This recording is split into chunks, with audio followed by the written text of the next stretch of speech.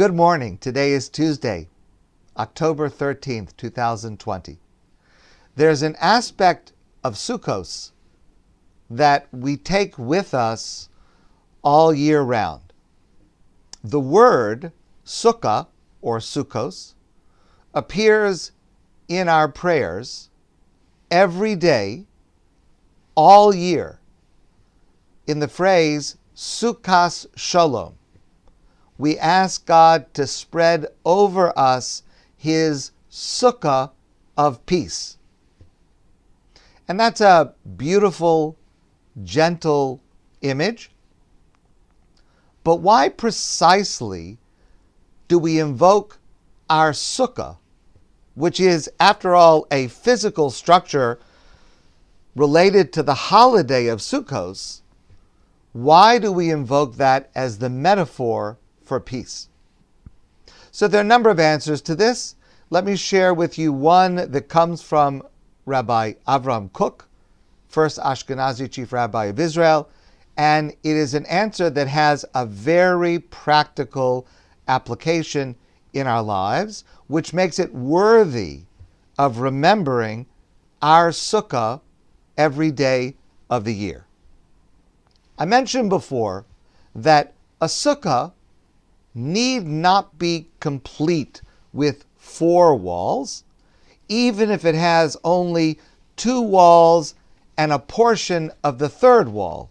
It is still valid, it's still kosher. And there are more details about how to build a sukkah. The details about building a sukkah are fascinating on many, many levels. For example, the walls of the sukkah do not have to be complete from the floor to the ceiling. It's sufficient if the walls are simply 40 inches tall from the floor, and then the upper part can be open. It's still valid. Another rule, the schach, the covering on top, need not be complete. Even if there is a certain amount of empty space, it's still kosher. In other words, even if you don't have a complete sukkah, it is still valid. It is still meaningful. It is still valuable. And the same is true, says Rav Kook, for peace. Any small piece of peace is valuable, even if it's not complete. There's an astonishing line in the Medrash. The Medrash says, Gadol HaShalom, great is peace, Sha'afilu b'shas milchama tzrichin l'shalom, because even during war, we need peace. Now, on the face of it, it sounds very strange. What does it mean to have peace during war? Well, we see this very clearly in modern Israel. The peace agreement with Egypt, the peace agreement with Jordan, the recent peace agreement with UAE, those are all extremely valuable to Israel's security, to Israel's economy, to Israel's society, even as we are at war with many others. Being at war with some does not diminish the value of the peace that we have with others. Further than that, even temporary peace is valuable. Even a short amount of peace is still valuable. There's an amazing article, it was in the New York Times a few years ago. It was written by Max Fisher on the surprising science of ceasefires. Even a ceasefire that collapses can have a lasting impact on the conflict. Ceasefires, studies have shown, right, temporary halt to fighting, ceasefires can create something like a virtuous cycle, making future pauses more likely. Each one has a better chance of lasting longer, discouraging violations, and building trust among adversaries. This cycle is not always visible, but over time it can shift the participants' calculus in ways that build conditions for peace. So two scientists from Notre Dame University, Madhav Joshi and J. Michael Quinn, published a study that examined 196 ceasefires, temporary ceasefires, from 1975 to 2011. 196 treaties. And they found something very surprising. One of the best predictors of a peace agreement's success is simply whether there had been a prior agreement, even if those earlier ceasefires failed. Failure paves the way for better agreements down the road. And this is just as true in our own daily lives. We see all the time people show unity and kindness in a crisis, and then sometimes it dissipates. But that still has deep value. The peace that existed, even if it doesn't last, that still is valuable, like a sukkah, incomplete, but it's valuable. Or another scenario, very common. Maybe not for you, because you love everybody, but in my life, it's common.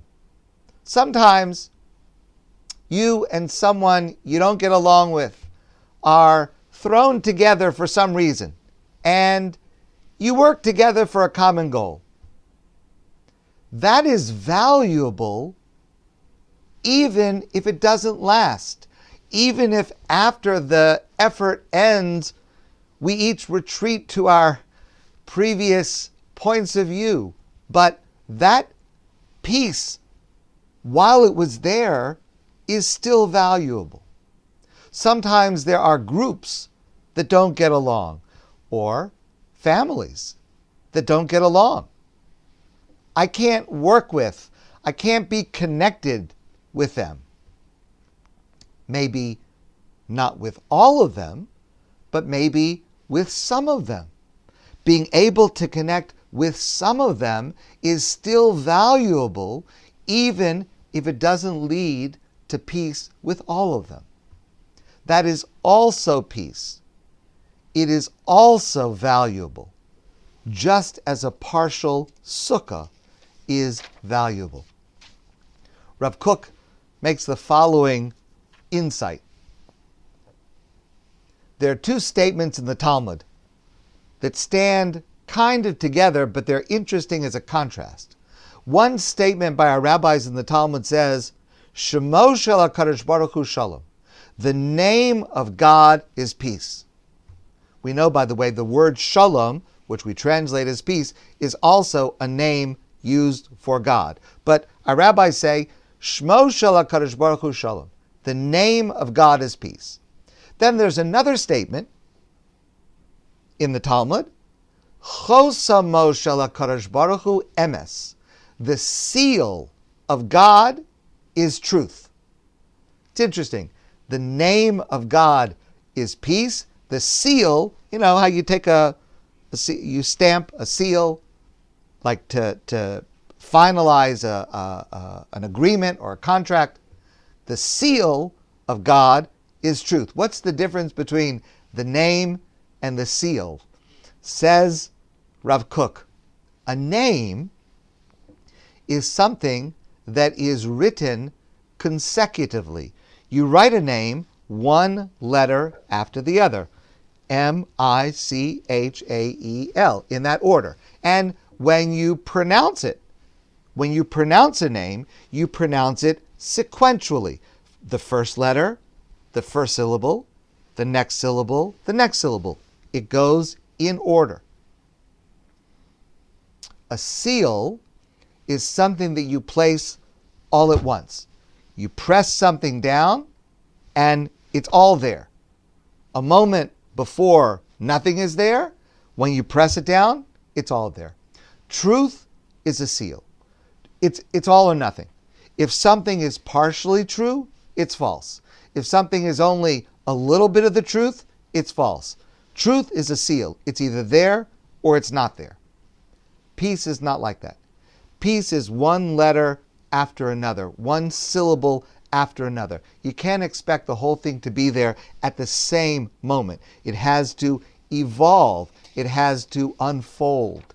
Even a letter of peace, even a vowel, even a syllable of peace still has meaning and value.